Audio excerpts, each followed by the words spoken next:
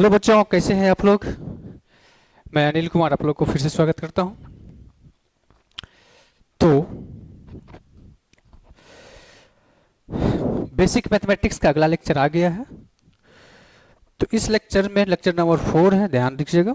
Lecture number 4 है basic mathematics 11 JEE. NEET के बच्चे भी पढ़ सकते हैं, उनका मैथ अच्छा हो जाएगा। मतलब फिजिक्स अच्छा होने के लिए हम चाहेंगे कि जो बच्चा नीट का प्रिपरेशन कर रहा है उसका फिजिक्स में दिक्कत होता है ना, फिजिक्स को अच्छा बनाना है, बहुत बढ़िया बनाना है। तो उस बच्चे को कहेंगे कि वीडियो वॉच करना शुरू कर दीजिए। उनका नीट से कहीं ज़्यादा हैवी उसका फिजिक्स हो जाएगा और उसका नीट का फिजिक्स बहुत इजी लगेगा। वैसे नीट का भी बनाएंगे, तो नीट का भी है। हाँ, तो ध्यान देना है, इस लेक्चर में हम बात करेंगे बाइनोमियल अप्रोक्सीमेशन का, एपी एंड जीपी का, लॉग का और मेंसुलेशन। ये खत्म होने के बाद हम लोग इंटीग्रेशन, डिफरेंशिएशन, इंटीग्रेशन में जाएंगे, कैलकुलस की तरफ। चलिए तो आगे बढ़ते हैं। क्या सभी लोग तैयार हैं पढ़ने के लिए? तो जब भी आप पढ़ने के लिए बैठें तो कॉपी पेन साथ में रखिए, साथ में नोट बनाते चलना है। बस एक चीज़ का ध्यान रखना है कि जब हम कोई कंसेप्ट है, जब हम समझाते हैं, उसको बताते हैं, उस टाइम उसको गौर से देखना है। जब भी टाइम मिले, फुल स्लाइड कवर हो जाए तो वीडियो को पॉज कर लें, फिर नोट कर लें, ज़्यादा अच्छा रहेगा। चलो, तो हम लोग चलते हैं बाइनोमियल अप्रोक्सीमेशन पे। बाइनोमियल अप्रोक्सीमेशन क्या होता है? बाइनोमियल अप्रोक्सीमेशन क्या होता है, इस पे चर्चा करेंगे हम।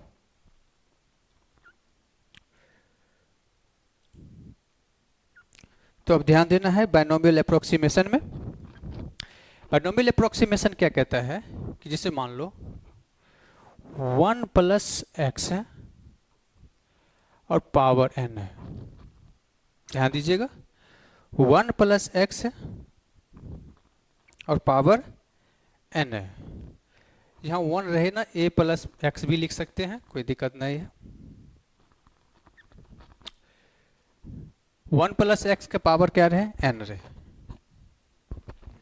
और इसमें ध्यान रखना है कि x जो है, ये value x much less than क्या है? 1 है। ये कंडीशन हो गया, ठीक ना, कि 1 + x का पावर n है और x टर्म जो है, ये सेकंड टर्म जो है वो वेरी लेस देन 1 है। तो इस केस में क्या हो जाता है? तो इस केस में हो जाता है, उस पर ध्यान रखने देना है।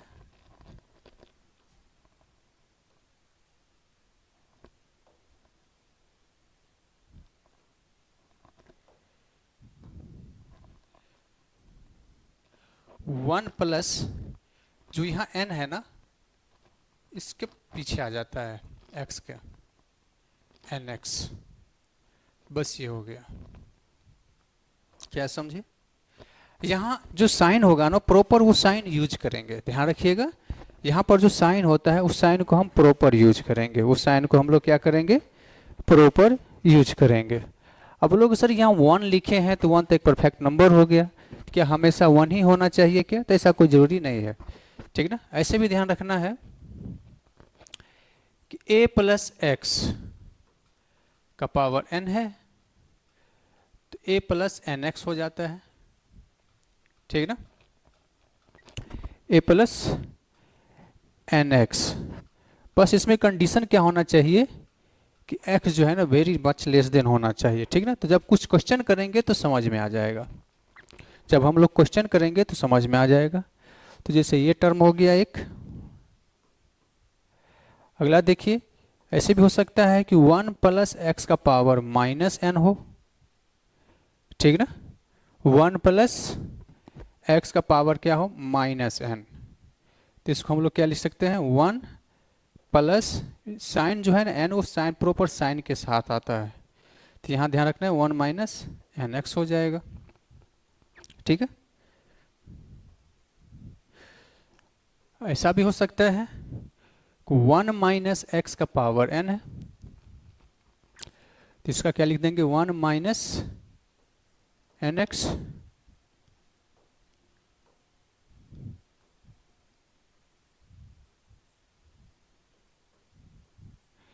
अगर 1 माइनस एक्स का पावर क्या है, होल पावर माइनस एन है, तो इसमें क्या आ जाएगा 1 माइनस का माइनस एन इंटू एक्स, तो यहाँ से क्या मिल रहा है हमें 1 प्लस एन एक्स।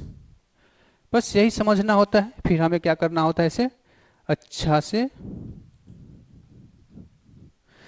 चलिए कुछ क्वेश्चन करेंगे तो और ये समझ में आ जाएगा। बस ये याद रखना है, बस हमें यही याद रखना है, ठीक ना।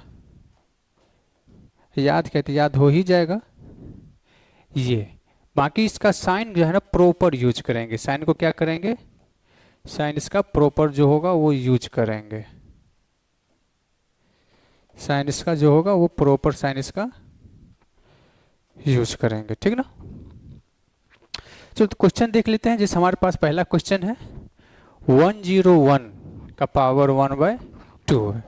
कहने का मतलब ये है, क्वेश्चन में यही दिया हुआ है स्क्वायर रूट ऑफ 101। कितना डिफिकल्ट है, बट इसको बाइनोमियल से इजीली सॉल्व कर सकते हैं। तो इसको 101 है ना, तो इसको 100 प्लस 1 लिख सकते हैं, पावर 1/2 है। ध्यान से देखिएगा। अब हमें ये देखना है, इसमें से 100 कॉमन ले लेते हैं, 100 आ गया, तो यहाँ 1 आ जाएगा प्लस यहाँ 1/100, पावर 1/2 है। अब यहाँ गौर से देखना है कि यहाँ 100 है का पावर 1/2 इंटू 1 प्लस इसको क्या लिख सकते हैं 0.01 का पावर क्या आ जाएगा 1/2। क्योंकि हम लोग जानते हैं ए बी का पावर क्या रहे होल पावर n, तो ए का पावर n और बी का पावर भी क्या लिखते हैं n लिखते हैं।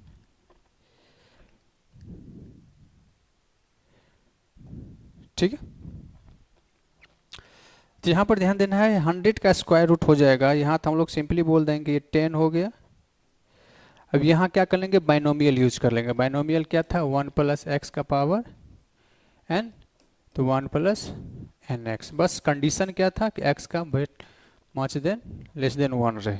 तो देखो ये टर्म जो है 1 से बहुत छोटा है, तो यहाँ से 1 प्लस पावर इसके मल्टीप्लाइड में आ जाएगा और 0.01। तो यहाँ से देखो तो क्या आ गया, अब यहाँ ब्रैकेट ओपन करेंगे तो 10 आ जाएगा प्लस 10/2 इंटू 0.01, कितना आ गया ये 10 प्लस 5 इंटू 0.01। तो हमारे पास आप लोग इतना कैलकुलेशन अगर देखोगे तो अभी तक आंसर आ जाना चाहिए 10 प्लस 0.10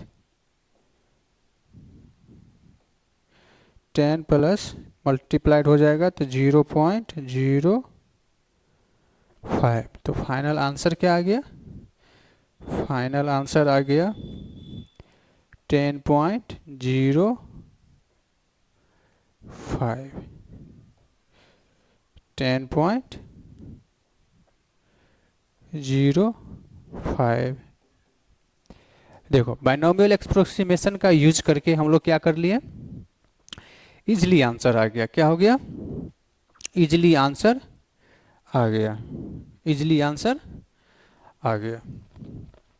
ये क्वेश्चन हो गया, समझ में आया होगा। चलो इस तो और क्वेश्चन करते हैं।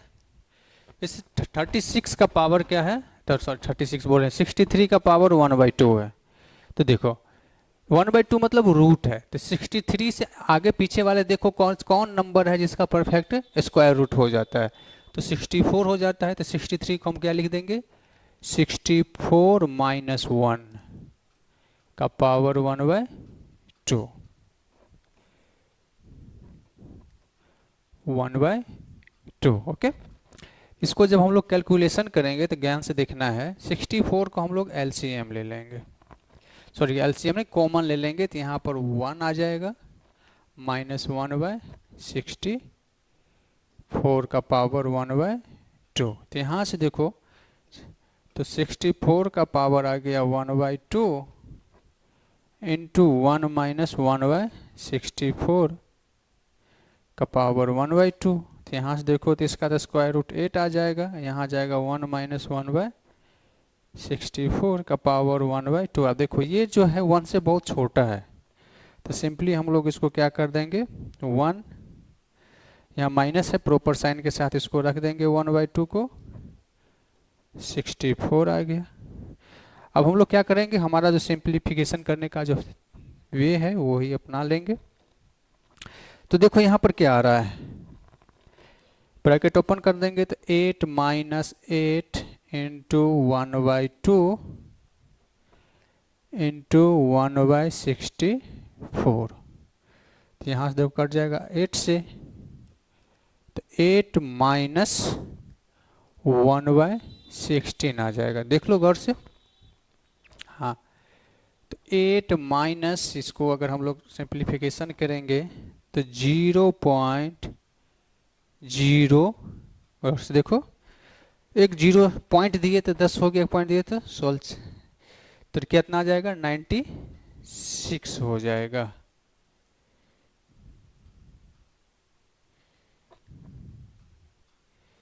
और इसका कोई तरीका नहीं है सॉल्व करने का जो इजी हो जाए।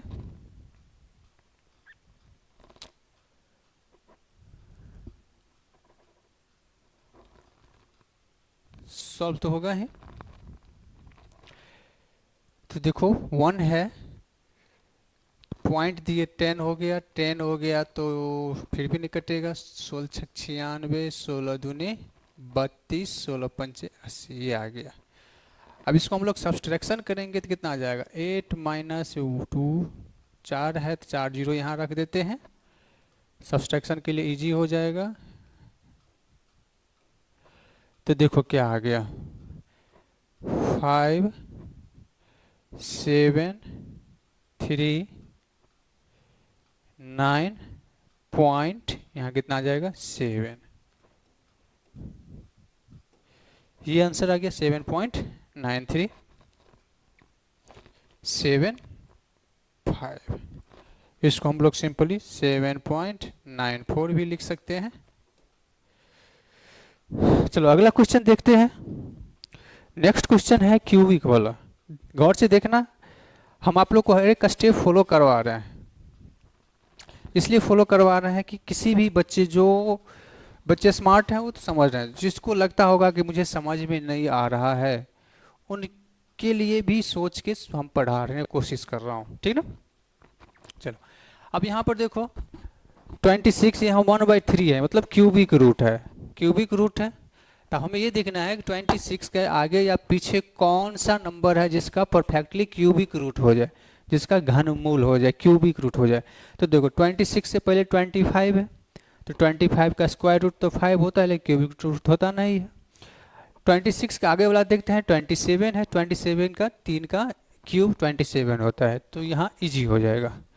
तो यहाँ पर क्या हो जाएगा, ध्यान से देखिएगा, तो इसको हम क्या लिख सकते हैं 27 माइनस 1 का पावर 1/3। इसमें क्या कर लेंगे हम लोग 27 बाहर निकालेंगे, तो 27 1 माइनस 1/27 का पावर 1/3। गौर से देखिएगा 27 को क्या लिख सकते हैं 3 का क्यूब, इसका पावर कितना है 1/3, 1 माइनस 1/27। तो यहाँ से देखो क्या आ रहा है 3 से 3 कैंसिल आउट हो जाएगा, तो यहाँ आ गया है 3 पावर 1/3 है, तो 1 माइनस इसके पीछे आ जाएगा 27, ठीक ना। अगर हम इसको कैलकुलेशन करेंगे, ध्यान से देखना, क्या 3 को अंदर ले जाएं तो थोड़ा इजी लगता है, हो जाएगा कितना हो जाएगा 3 माइनस 3/3 इंटू 1/27, तो 3 माइनस 1/27 कितना आ गया। देखो ये तरीका अपने अकॉर्डिंग भी आप लोग सॉल्व कर सकते हो। तो 3 माइनस 1/27 है, तो इसको क्या लिख लेंगे एलसीएम ले लेंगे 27, तो ये हो जाएगा 81 माइनस 1, तो 80/27 तो लगभग 2.99 आ जाएगा। 2 पॉइंट कैलकुलेशन करोगे 2.96 आ जाएगा।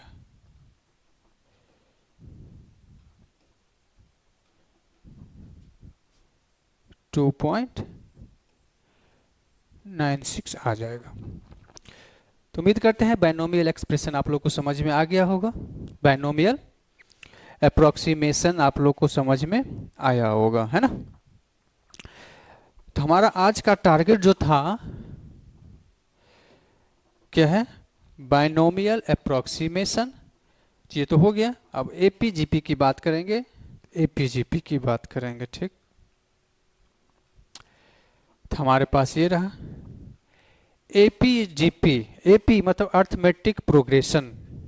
AP means arithmetic progression.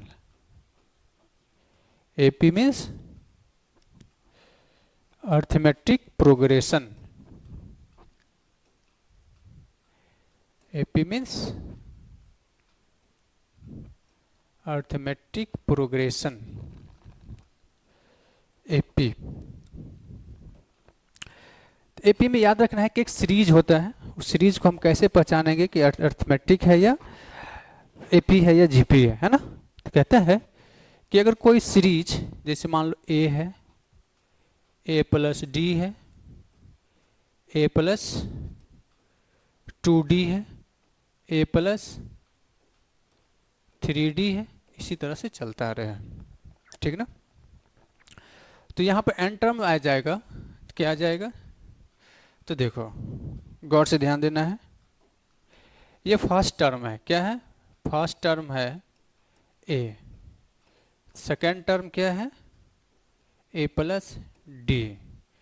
Third term क्या है, ए प्लस 2D। फोर्थ टर्म क्या है, ए प्लस 3D। तो फर्स्ट टर्म अगर हम चाहें तो इसको ऐसे भी लिख सकते हैं, T1, T2, T3, T4। First term, second term, third term, fourth term. तो देखो यहाँ 4 है तो यहाँ 3 है, तो एन टर्म क्या हो जाएगा, तो ए प्लस, यहाँ 4 है तो यहाँ 3 है, तो यहाँ एन है तो यहाँ क्या आ जाएगा, एन माइनस 1। ध्यान से देखिएगा, ये हो गया टी एन का फॉर्मूला। किसका फॉर्मूला आ गया, टी एन का फॉर्मूला आ गया, ठीक ना। अगर हम इसी में आप लोग को बोलेंगे कि ए T2 माइनस T1 करो, क्या करो, T2 माइनस T1। तो T2 का वैल्यू क्या है, ए प्लस डी। अब माइनस क्या करना है, ए, तो क्या आ जाएगा, T2 माइनस T1 क्या आ गया, डी आ गया। क्या आ गया, डी। ऐसे ही आप लोग को अगर T3 माइनस T2 करना है तो क्या आ जाएगा, देखो ये भी डी ही आ जाएगा। तो इस डी को हम लोग बोलते हैं कॉमन डिफरेंस, ठीक ना। क्या बोलते हैं इसको, हम लोग क्या बोलेंगे, फर्स्ट टर्म। इसको क्या बोलेंगे, nth टर्म। अगर सेकेंड है इसको क्या बोल देंगे हम लोग, सेकेंड टर्म। हमारे पास जो डी है ना, डी का फॉर्मूला यही आ जाता है, T n minus T n minus 1। किसी भी कॉन्स्टिट्यूटिव दो टर्म के डिफरेंस को हम लोग क्या बोलते हैं, कॉमन डिफरेंस। इसका नाम क्या हो जाता है, कॉमन डिफरेंस। क्या नाम होता है इसका, कॉमन डिफरेंस।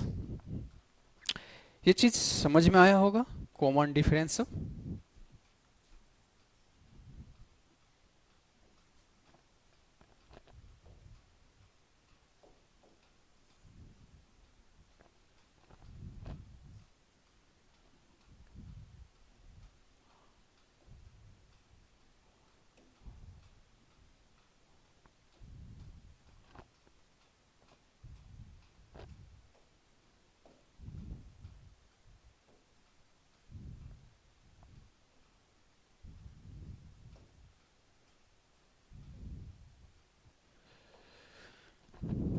Common difference.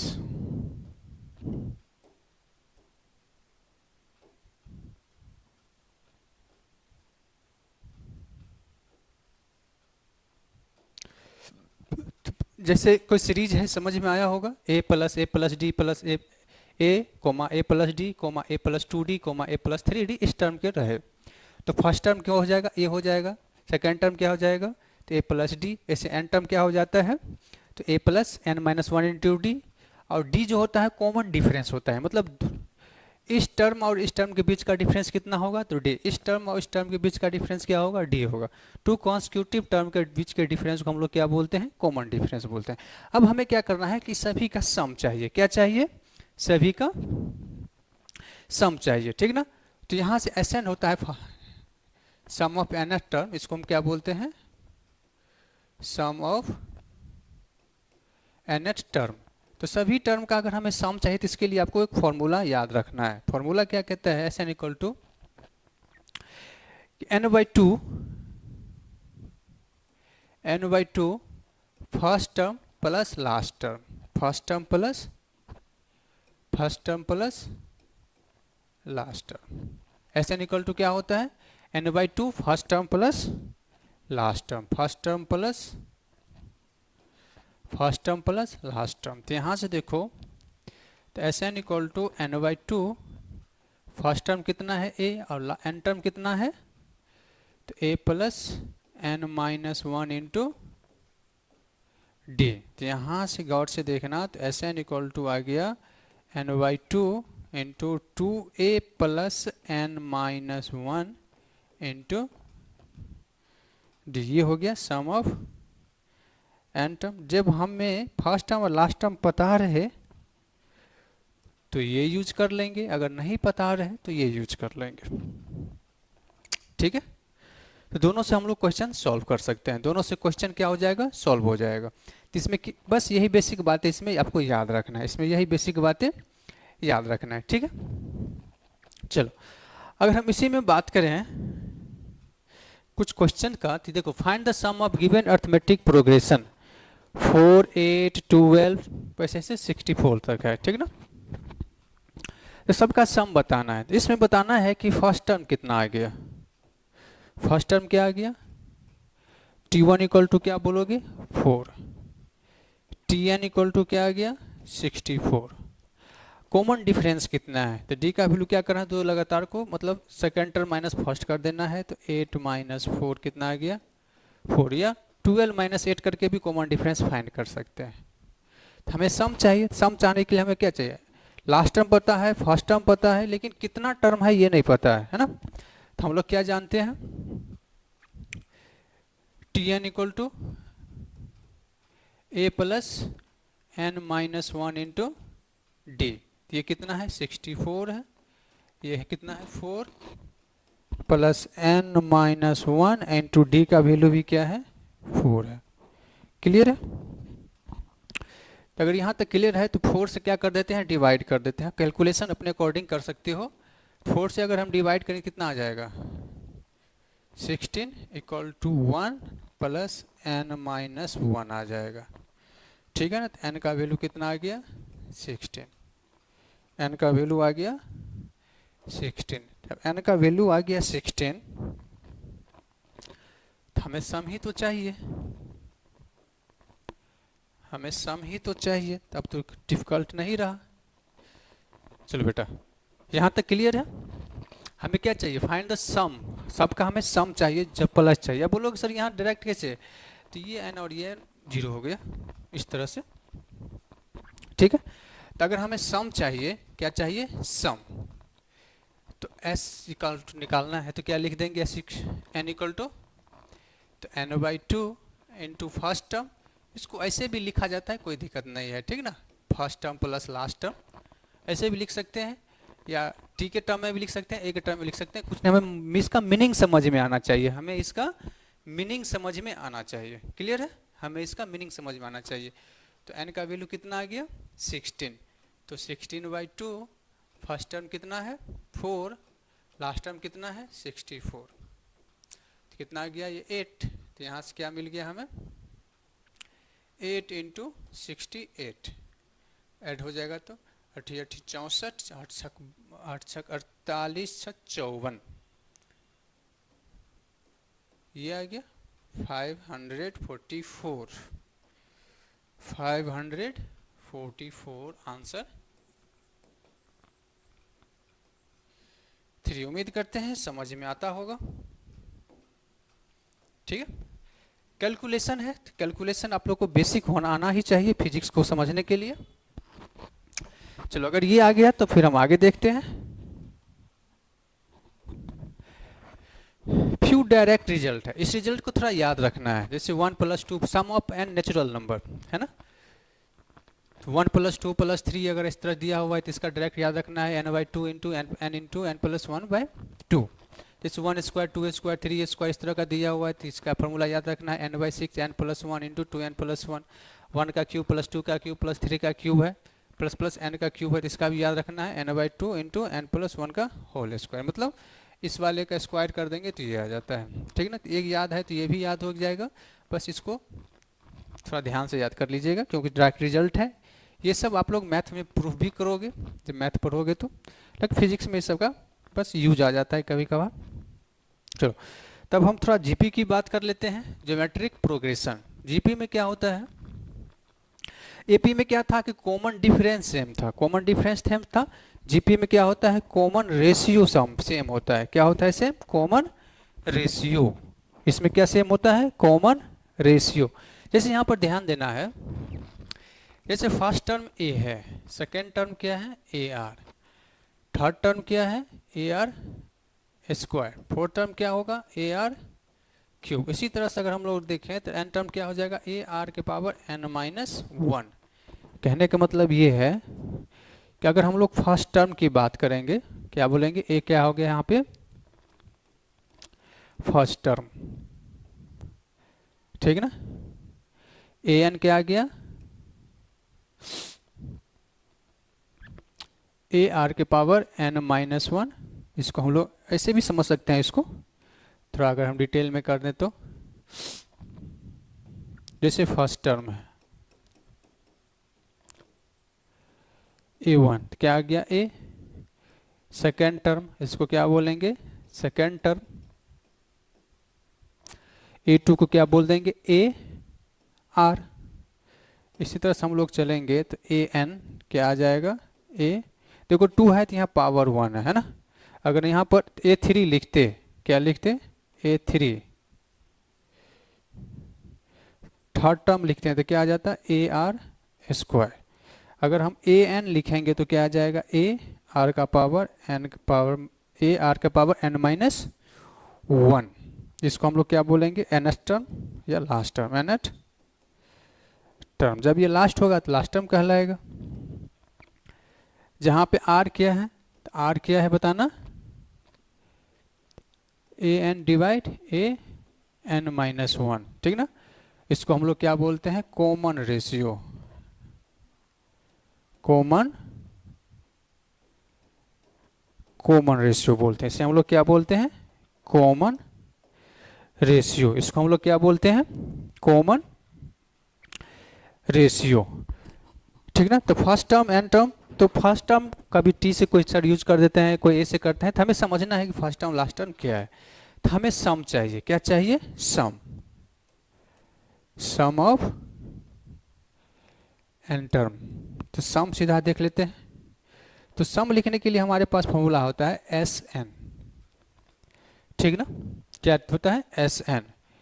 तो ए इंटू आर का power n, a into r का power n-1 divide r-1। n है नंबर ऑफ टर्म, याद रखना, यहाँ पर n क्या है नंबर ऑफ टर्म है, n क्या है नंबर ऑफ टर्म है। एक होता है एस इन्फिनिटी, तो एस इन्फिनिटी इक्वल टू आ जाता है a डिवाइड r-1 या 1 - r, a डिवाइड 1 - r।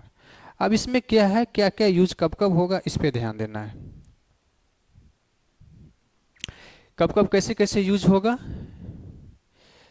इस पे ध्यान देना है, ठीक ना। तो देखो इनफाइनाइट टर्म है, सम ऑफ इनफाइनाइट टर्म है, इस पे ध्यान देना है। क्वेश्चन करेंगे तो क्लियर हो जाएगा ये।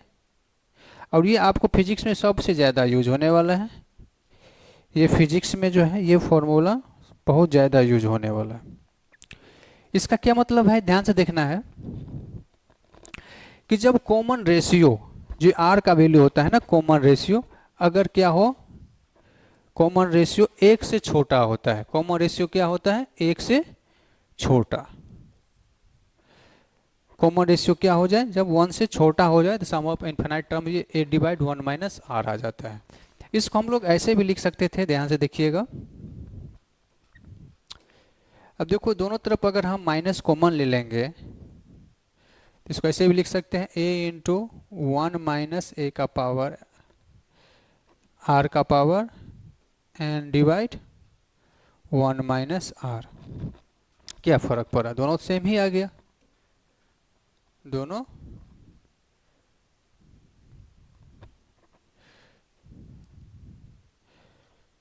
दोनों सेम ही आ गया।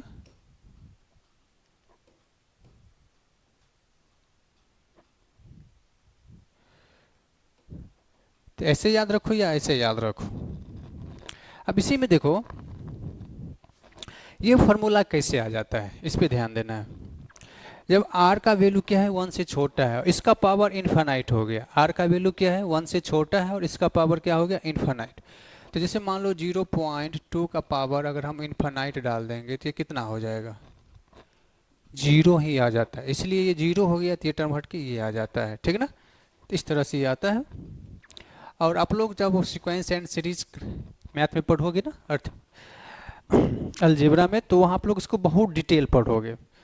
हमें जितना ज़रूरत होता है फिजिक्स में आप लोग को समझाने के लिए उतना ही हम लेके चलते हैं। चलो क्वेश्चन देख लेते हैं। तो कहते हैं find the sum of given series. जैसे ये सीरीज है 1 + 2 + 4 + 8 + 16, इसका हमें सम चाहिए। क्या चाहिए हमें, सम। तो फर्स्ट टर्म कितना हो गया, 1। कॉमन रेशियो कितना आ गया बताना, कॉमन रेशियो तो 2/1 कर दो या 4/2 कर दो, तो कितना आ गया, 2 आ गया। ए एन कितना दिया है, 2 5 6। हमें ए एन का फॉर्मूला क्या जानते हैं, ए एन का फॉर्मूला ए आर के पावर n - 1 = 2 5 6 आ गया। क्या हमें तो एन भी चाहिए, तो यहाँ से देखो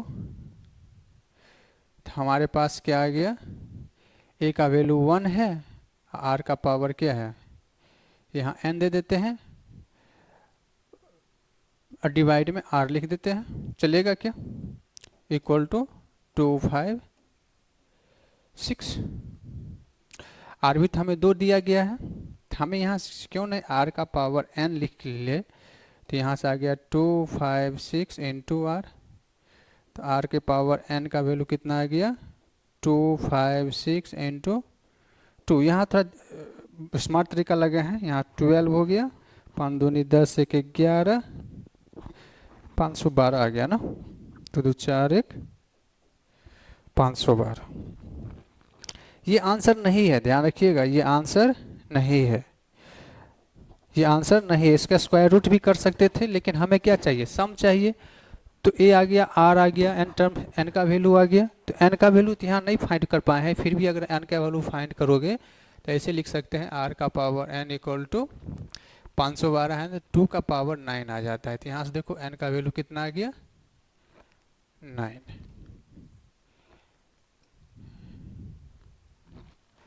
अब लोग ये कैसे हो गया, तो यहाँ से क्या गया, आर का पावर एन का वैल्यू 2 का पावर 9। आर का वैल्यू क्या है, 2 है, तो 2 का पावर n = 2 का पावर 9। बेस सेम है तो पावर भी क्या होगा, सेम होगा। लेकिन हमें तो सम चाहिए, तो सम में क्या है बताना, a × r का पावर n - 1/r - 1। तो देखो s = a का वैल्यू 1 है, r के पावर n कितना आ गया, 512 - 1/2 - 1। तो हमारे पास आ गया सम सम कितना है क्या बताना, 511 511 आंसर क्या आ गया 3। Answer number 2। आंसर नंबर क्या आ गया 2 आ गया, आंसर नंबर 2। समझ में आ गया होगा ये आंसर 2 कैसे आया, ये आंसर 2 कैसे आया समझ में आया होगा। चलो एक और क्वेश्चन देख लेते हैं, ये रहा फाइंड 1 + 1/2 + 1/4 + 1/8 अप टू इन्फिनाइट, मतलब सम ऑफ इन्फिनाइट टर्म है। तो इसमें देखो इन्फिनाइट टर्म है, तो इसमें गौर से देखो तो फर्स्ट टर्म कितना है 1 है, कॉमन रेशियो कितना हो जाएगा, तो 1/2/1 लिख दो तो कितना आ जाएगा 1/2। एन का वैल्यू कितना है इन्फिनाइट है, एन का वैल्यू कितना है इन्फिनाइट है, ठीक ना। तो अगर हम लोग एस एन लिखेंगे तो हमारे पास फॉर्मूला क्या है a into 1/r⁻n into r-1, है ना। बोलो सर अब तो वो फार्मूला यूज कर रहे थे, कोई दिक्कत नहीं है, क्या है a इंटू r⁻n-1/r-1, ठीक ना। अब यहाँ पर देखो यहाँ 1/2 है, क्या है 1/2 है, तो हम लोग इसको ऐसे सॉल्व करें, ये इन्फिनाइट हो गया, तो a का वैल्यू 1 है, r का वैल्यू कितना है, r का वैल्यू 1/2 का पावर इनफाइनाइट -1 डिवाइड 1/2 -1, तो यहाँ से कितना आ गया बताना, ये तो 0 आ गया, -1/1/2 -1 मतलब -1/2, तो देखो यहाँ से 2 आ गया, तो डायरेक्ट वो फार्मूला भी यूज किए हैं तो आ गया आंसर। हैंड राइटिंग क्यों गड़बड़ा रहा है,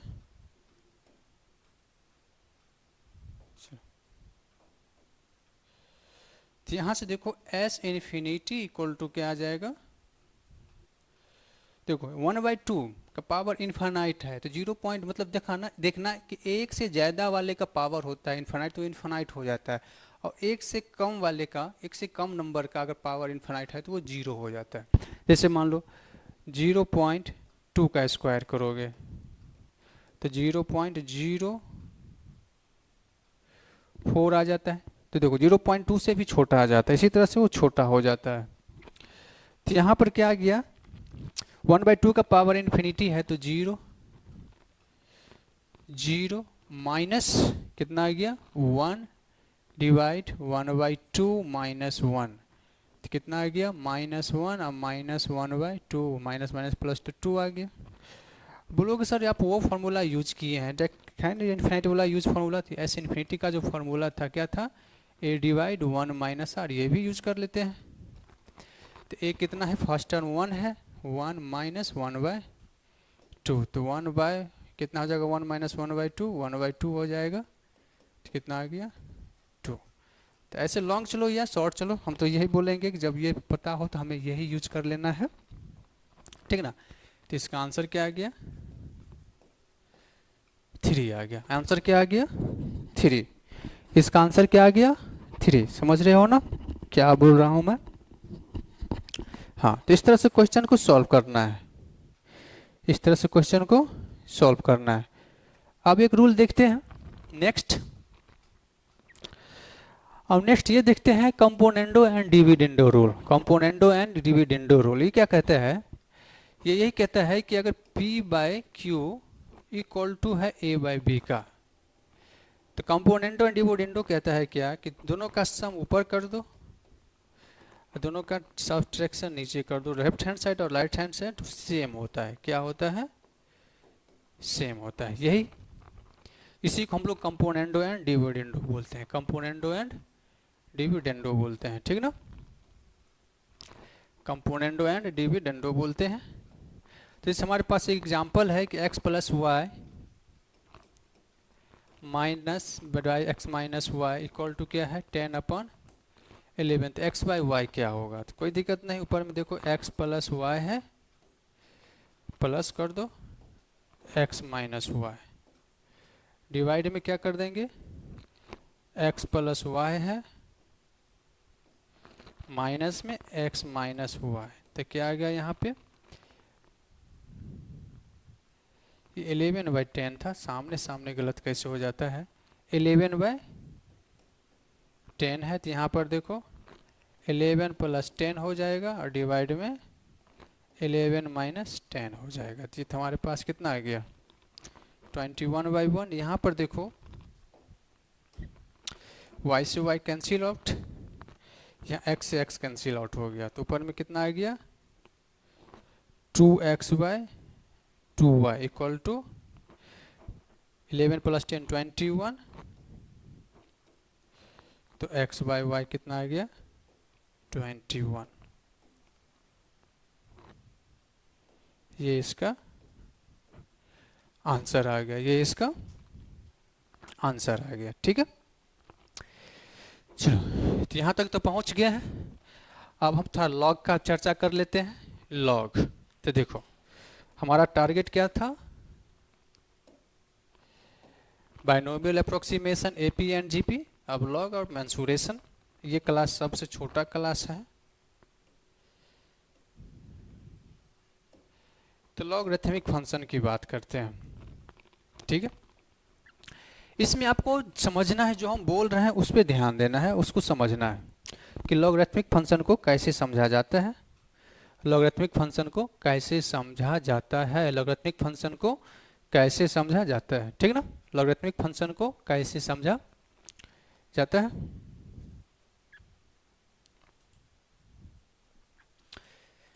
चलो बच्चों, तब हम थोड़ा लॉग की बात कर लेते हैं। लॉग में क्या बोला जाता है कि जैसे कोई फंक्शन है, मान लो y इक्वल टू लॉग, नीचे है ऊपर भी है, ठीक ना, तो इसको हम पढ़ते हैं log base a b, log base a और बी। जहाँ ए है ना, ये ए ग्रेटर देन 0 होता है और ए का वैल्यू कभी भी 1 नहीं होगा। ए ग्रेटर देन 0 होता है और ए का वैल्यू कभी भी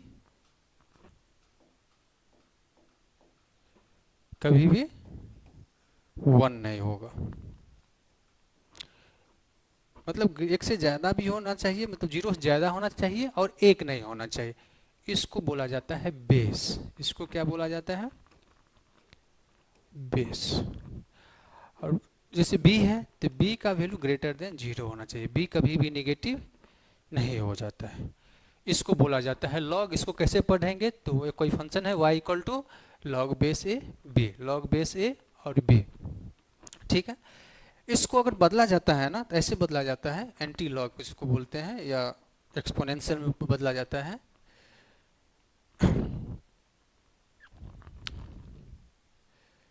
ध्यान दीजिएगा,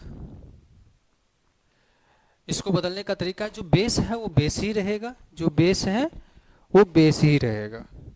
ये बेस है ना, तो यहाँ b है, क्या है b, तो इसको ऐसे लिख लो log base a b equal to Y.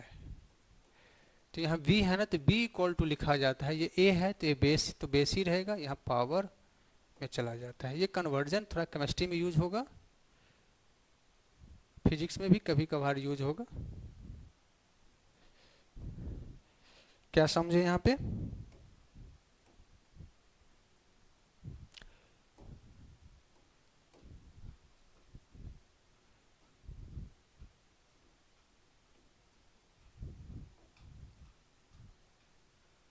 ये ठीक है ना। इसमें एक नोट में याद रखिएगा कि अगर कहीं पे लिखा हुआ है y equal to log base में 10 लिखा रहे, क्या लिखा रहे 10, और मान लो b है, तो इसको जनरली लॉग बोल दिया जाता है, लॉग b। इससे क्या समझे, इससे क्या समझे, किसी पर अगर लॉग लिखा रहे ना, तो इसके बेस में 10 हाइड होता है, 10 लिखो या छोड़ दो, इसका मतलब समझिए से लॉग b है, लॉग b है, तो इसका मतलब है कि इसमें बेस में 10 ही होगा। ऐसे अगला देख लो कि अगर लॉग लॉग बेस में ई है और बी है, तो इसको लिखा जाता है ln b। क्या लिखते हैं इसको? ln b।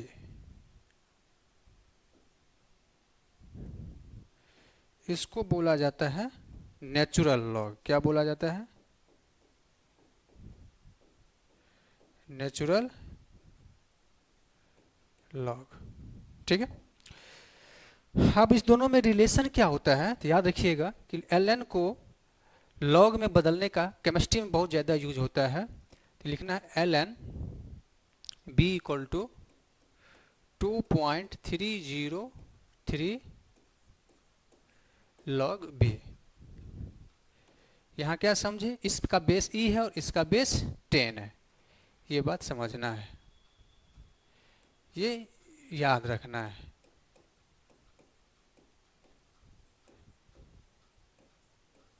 ये याद रखना है, ठीक ना।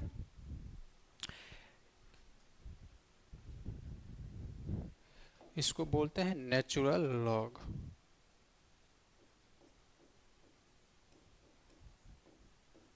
Natural log. अब लॉग का कुछ हम लोग प्रॉपर्टी देखेंगे। क्या देखेंगे? लॉग का कुछ प्रॉपर्टी। लॉग का कुछ प्रॉपर्टी देखेंगे, ठीक ना। तो यहां पर क्या समझे हैं कि जो लॉग होता है, base base greater than zero होगा, मतलब ए और बी दोनों जीरो ग्रेटर देन जीरो होगा, दोनों पॉजिटिव होना चाहिए, लेकिन बेस 1 नहीं होना चाहिए, ठीक ना। ये बात ध्यान रखना है। तो लॉग, ये इसको ऐसे ही रट्टा मार्क रखना है। जब आप मैथ में लॉग पढ़ोगे तो बहुत डिटेल में पढ़ोगे। जो स्टूडेंट बायोलॉजी पढ़ा है उसको मैथ पढ़ने का मौका नहीं मिलता है, तो उसको इतना ध्यान में रखना है। अब हम लोग बात करेंगे प्रॉपर्टीज ऑफ लॉग का। Properties of log. तो पहला याद रखना है कि अगर कहीं पे लॉग लिखा हुआ है, लॉग, ये भी a है और ये भी a है, मतलब बेस और लॉग सेम है ना। तो इसका वैल्यू क्या होना चाहिए बताना? इसका वैल्यू 1 होना चाहिए। क्या होना चाहिए? 1। इसका वैल्यू क्या होता है?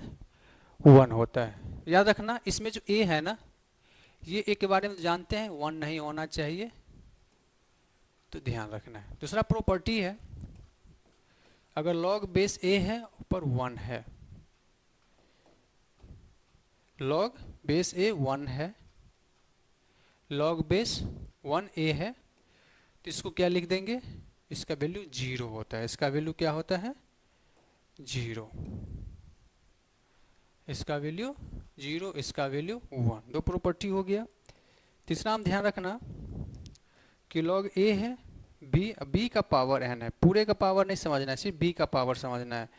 तो इसमें n क्या आ जाता है? पीछे आ जाता है, लॉग a b आ जाएगा, ठीक है। चौथा प्रॉपर्टी देख लो, बेस का भी पावर हो सकता है, तो लॉग बेस का पावर n है और b है, तो इसमें क्या होता है? इसका भी पावर पीछे आ जाता है, लेकिन इनवर्स होके आता है, 1/n लॉग a b आ जाता है। चलो, अगर हम लोग बात करें अगला प्रॉपर्टी का, याद रखना है कि लॉग बेस a है, ऊपर में क्या है? m इंटू m है, प्रोडक्ट में है, तो यहाँ पर लिख देना है log base a m plus log base a n। ऐसे भी हो सकता है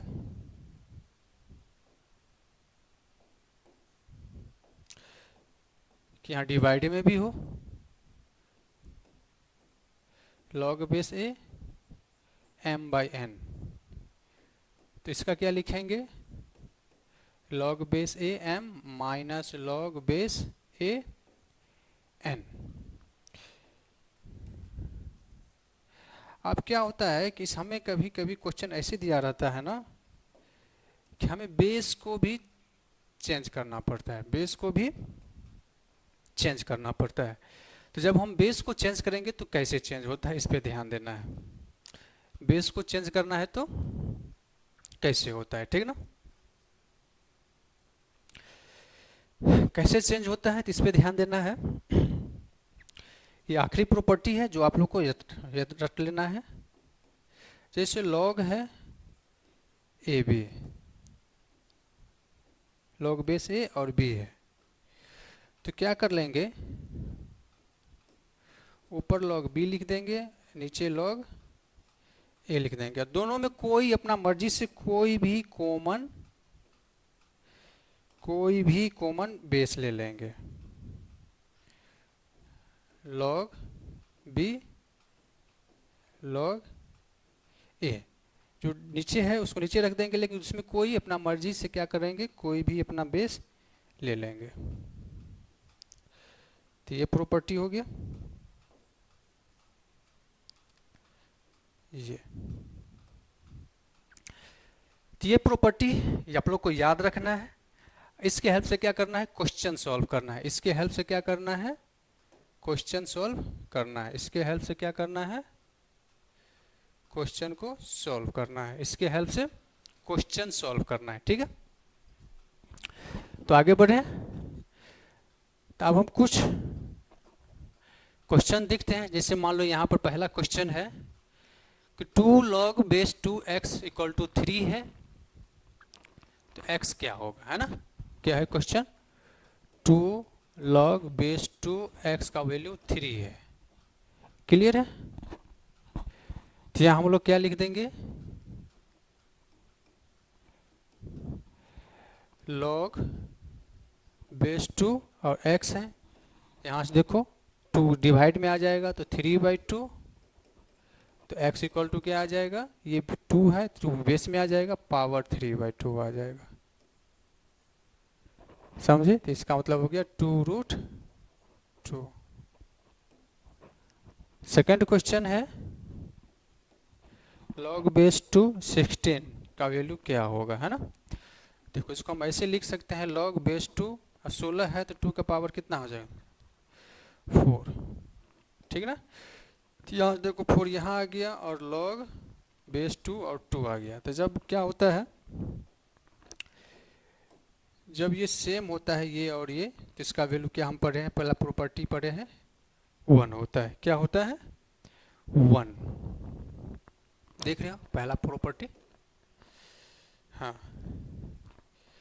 तो हमारे पास क्या आ गया, 4 इंटू 1 इक्वल टू 4। सेकेंड हो गया। 3 नंबर क्वेश्चन देख लो। 3 नंबर क्वेश्चन क्या है कि log बेस 4 8 है ना। इसको हम क्या लिख लेंगे, log बेस 2 है तो 4 को हम 2 का पावर 2 लिख सकते हैं, और 8 है तो 2 का पावर कितना लिख सकते हैं, 3। तो देखो इसका पावर 3 सीधे आ जाएगा, इसका पावर बाई करके आ जाएगा, और log बेस 2 2, तो यहाँ क्या आ गया 3/2 इंटू 1 3/2 आंसर। 3 क्वेश्चन हो गया। अब हमारे पास ये है ना, तो इसको देखते हैं। तो इस क्वेश्चन को देखते हैं।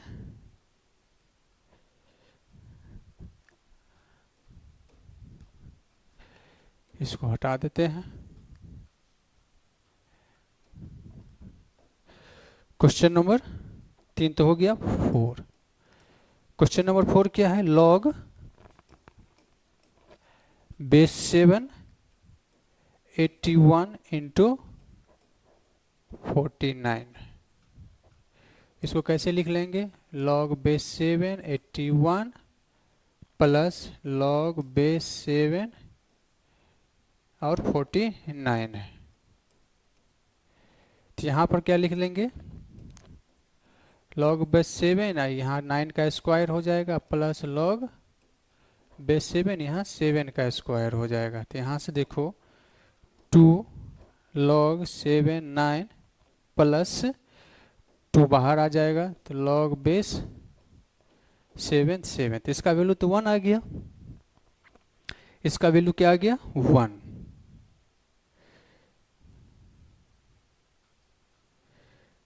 इसका वैल्यू क्या आ गया, 1। ठीक ना।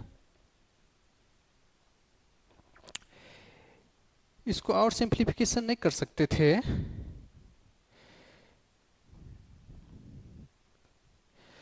इसको देखो 9 का स्क्वायर लिखे हैं, 9 भी तो स्क्वायर हो सकता है ना, तो इसको यहाँ तक लिख सकते हैं log बेस 7 और 27 तिया 81, 3 का पावर 3,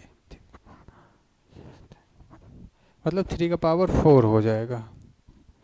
तो यहाँ से आ जाएगा 4 log base 7 into log base 7 3। तो यहाँ से आ गया 4 log बेस 7 3, इसका हो जाएगा 2 इंटू 1, तो हमारे पास आ गया 2 प्लस 4 log बेस 7 3। इससे ज़्यादा सिंप्लीफिकेशन इसमें नहीं होगा। इसका वैल्यू वैसे log 3 log 2 सबका वैल्यू होता है, इस सब का वैल्यू भी याद कर सकते हैं। तो देखो log बेस 7 3 है, इसको हमें यहीं पे छोड़ देना है, ठीक है। अगला क्वेश्चन है 5 नंबर। इस क्वेश्चन में क्या कह रहा है कि log base 2 3 multiplied log base 3 4 multiplied log base 4 और 5 है। इसको हम लोग क्या करेंगे, बेस सब्स्टिट्यूशन मेथड से इसको हम बेस को तोड़ के, है ना, इसको ध्यान दो, ऐसे लिख सकते हैं log 3 बाय log 2। बेस कुछ कॉमन मान सकते हैं, बेस कुछ कॉमन मान सकते हैं, तो मान लेते हैं यहाँ भी x, यहाँ भी x, ठीक है, ध्यान रखना है। मल्टीप्लाइड यहाँ क्या लिख देंगे, log ऊपर में 4 है तो 4 by log 3 multiplied log 5 by log 4। सब में क्या कर रहे हैं, कॉमन बेस कुछ मान सकते हैं और कैलकुलेशन में नहीं भी मानेंगे तो चलेगा, ठीक ना। अब हम लोग क्या करेंगे, यहाँ पर देखो, तो log 3 से log 3 कैंसिल आउट, log 4 से log कैंसिल आउट। अब यहाँ पर देखो तो हमारे पास क्या बच गया, log base x5 by log base x2। अब दोनों में क्या है, बेस सेम ही है, तो इसको हम लोग सिंपली लिख सकते हैं log बेस 2 5, और ये इसका आंसर आ गया। ये इसका क्या आ गया, आंसर, ठीक ना, ये इसका क्या आ गया, आंसर, ठीक है। तो इस तरह से हम लोग क्वेश्चन को सॉल्व कर सकते हैं, इस तरह से क्वेश्चन को इजीली सॉल्व कर सकते हैं। चलो कुछ चीजें नोट में लिख लेना है, कुछ चीजें नोट में लिख लेना है कि log 2 का वैल्यू क्या होता है, log 3 का वैल्यू क्या होता है ना, और ln 2 का वैल्यू क्या होता है। कुछ वैल्यू याद रखना है, जैसे मान लो log 2 है, या ऐसे भी बोला जाता है log बेस 10 2, तो इसका वैल्यू रखना 0.301। log 3 बोलो या log बेस 10 3 बोलो, तो इसका वैल्यू होता है 0.6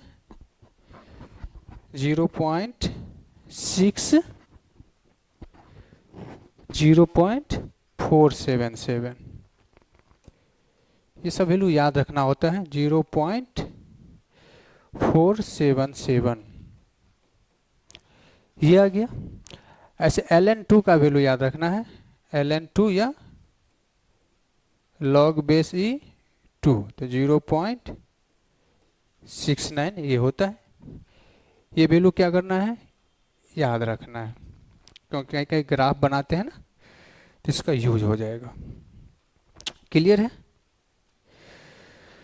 चलो तो आज की लेक्चर लगभग खत्म हो चुका है। अब हम लोग थोड़ा मेंसुरेशन पे चलते हैं, जिसमें एरिया सबका क्या होता है, वो सब क्लास 10th का ही है, और जो आपको याद ऑलरेडी है फिर भी उसको लिख लेना है कॉपी पे, ताकि आपको रिवीजन करते रहे तो वो हमेशा याद रहे, वो हमेशा याद रहे।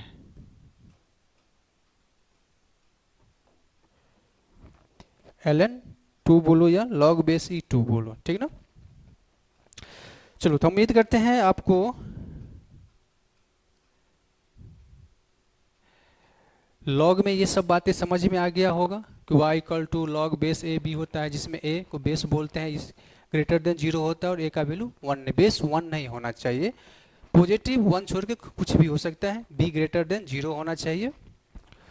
इसमें कोई कंडीशन नहीं है, जो b है वो बस पॉजिटिव होना चाहिए और बाकी कुछ भी हो सकता है। जैसे यहाँ पर है y लॉग बेस 10 b होता है, इसको लॉग b बोलते हैं, y में लॉग बेस e तो इसको ln b बोलते हैं। बाकी जैसे log a b y है तो इसको क्या बोलते हैं, b, इसको एंटी लॉग बोलते हैं, तो b इक्वल टू जो बेस है बेस ये पावर में आ जाता है, ठीक ना। हम एक 2 रिमेंबर रखते हैं कि ln को अगर लॉग में बदलना होता है तो क्या करते हैं, ln को लॉग में बदलने के लिए 2.300 लॉग लगा देते हैं, मतलब समझ में आ गया। जिसका बेस ये है ln को नेचुरल लॉग बोला जाता है। इसका कुछ प्रॉपर्टीज है, तो प्रॉपर्टी जैसे बेस और लॉग समान रहे तो 1 होता है, ठीक ना। अगर लॉग बेस कुछ भी है और 1 है तो 0 हो जाता है। अब जैसे log b का पावर n है तो n पीछे आ जाता है, बेस का पावर n है तो 1 करके पीछे आता है। जब दो प्रोडक्ट में है तो इस तरह से एडिशन जोड़ते हैं, जब डिवीजन में तो इस तरह से करते हैं। इस तरह इतना प्रॉपर्टी है, और आप लोग को क्या है फिजिक्स में सफिशियंट, मैथ में तो और डिटेल में पढ़ोगे। चलो, अब थोड़ा देर और बात कर लेते हैं। ये क्वेश्चंस हो गया, ये याद रखना है कि log 2 का वैल्यू कितना होता है, 0.301, 0.301। log 3 का वैल्यू होता है 0.477, 0.477, और log ln 2 का वैल्यू होता है 0.69। अब हम लोग बात करते हैं थोड़ा मेंसुरेशन में। तो मेंसुरेशन में एरिया एंड वॉल्यूम की चर्चा करेंगे। तो सबसे पहले आप बताइए एरिया ऑफ ट्रायंगल क्या होता है। एरिया ऑफ ट्रायंगल तो 1/2 base into height. Area of equilateral triangle मतलब समबाहु त्रिभुज का एरिया क्या होता है, √3/4 इंटू साइड का स्क्वायर। याद है कि नहीं याद है, याद होना चाहिए, √3/4 इंटू साइड का स्क्वायर। चलो, एरिया ऑफ स्क्वायर क्या होना चाहिए, साइड का स्क्वायर। एरिया ऑफ रेक्टेंगल क्या होता है, length into width, L into b. चलो, एरिया ऑफ सर्कल क्या होता है, pi r square. Area of circle pi r square.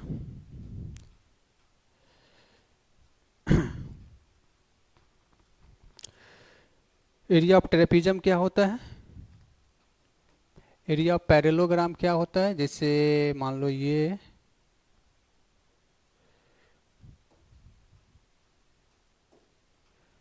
Parallelogram है, इसका एरिया बताना।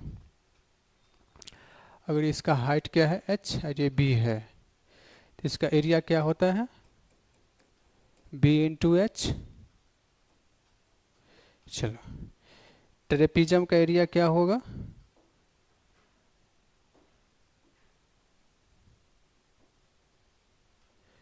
बताना। ये a है, ये b है पैरेलल साइड, ये हाइट h है, तो इसका एरिया क्या होता है 1/2 sum of parallel side a plus b into h. ठीक है,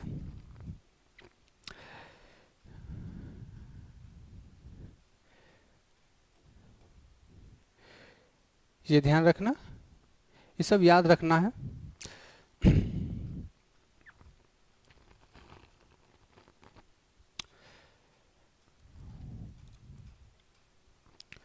ठीक है, चलो 7वां है इलिप्स। समझते हो, इलिप्स तो बताए हुए हैं।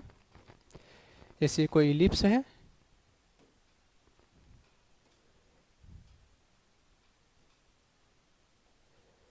तो ये ए है और ये क्या है बी।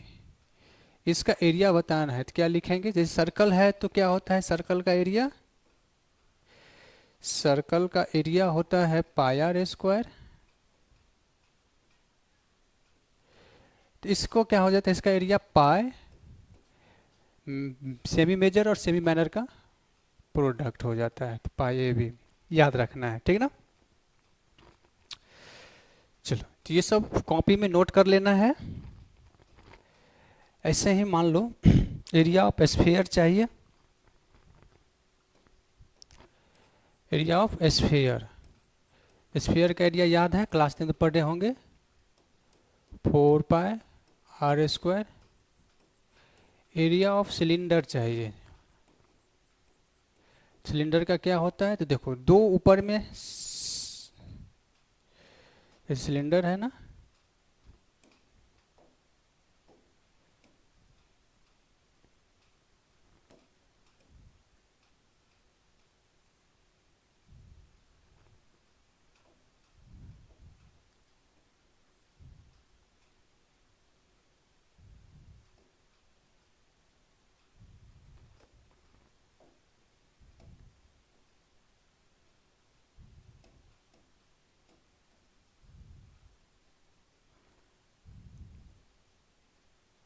दिस इज सिलेंडर है ना, इसका रेडियस r है, हाइट h है।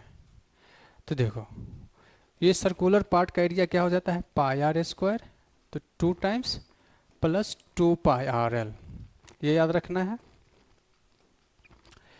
सिलेंडर हो गया, और कुछ याद आ रहा है क्या, कोन। तो एरिया ऑफ कोन लिखना है, कोन समझते हो, कोन क्या होता है, तो इसमें पाई r² plus pi r l, कौन समझते हैं कि नहीं बताना, कौन कैसा होता है, जिसको हिंदी मीडियम वाले सब शंकु पढ़ा होगा, क्या पढ़ा होगा,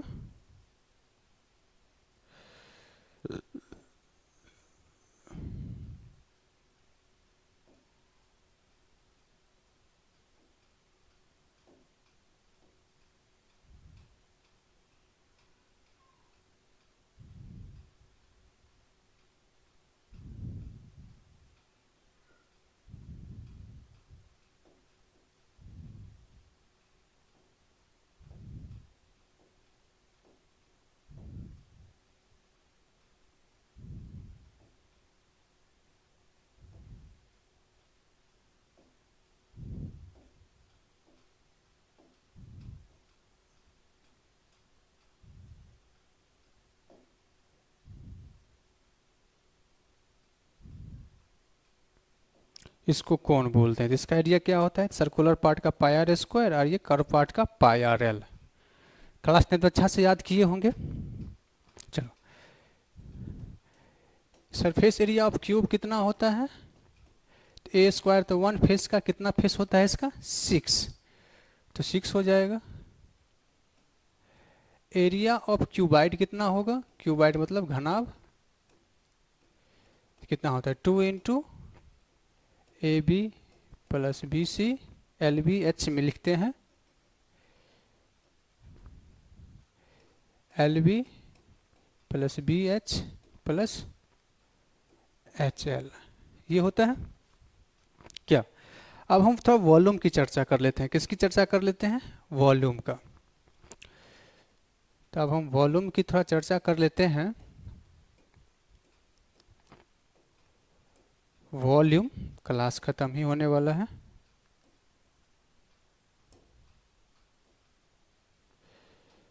तो फर्स्ट है वॉल्यूम ऑफ स्फीयर, 4/3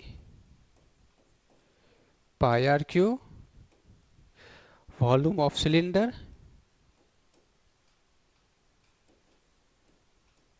क्या होता है, पाई r²h। आगे बोलो, वॉल्यूम ऑफ कोन क्या आ जाएगा, 1/3 पाई r²h।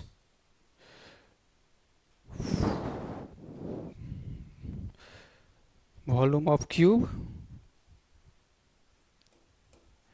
वॉल्यूम ऑफ क्यूब कितना होता है, साइड का क्यूब, वॉल्यूम ऑफ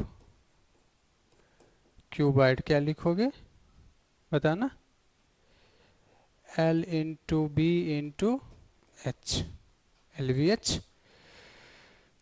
तो ध्यान रखना, और आपको इसके अलावा भी अगर कुछ याद है तो वो सब भी नोट कर लेना, बाकी सफिशियंट है, लिख दिए हैं।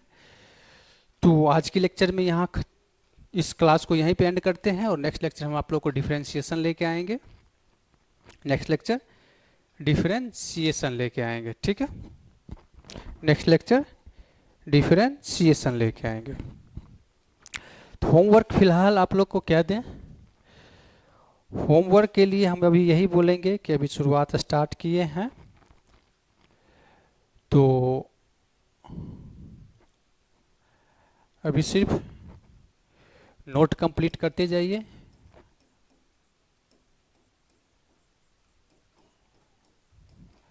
और बार बार रिवीजन कीजिए, है ना, बार बार रिवीजन कीजिए, बार बार रिवीजन कीजिए। तो थैंक यू, आप लोग को पढ़ाने मुझे बहुत अच्छा लगा, थैंक यू वेरी मच। मिलते हैं अब नेक्स्ट लेक्चर में।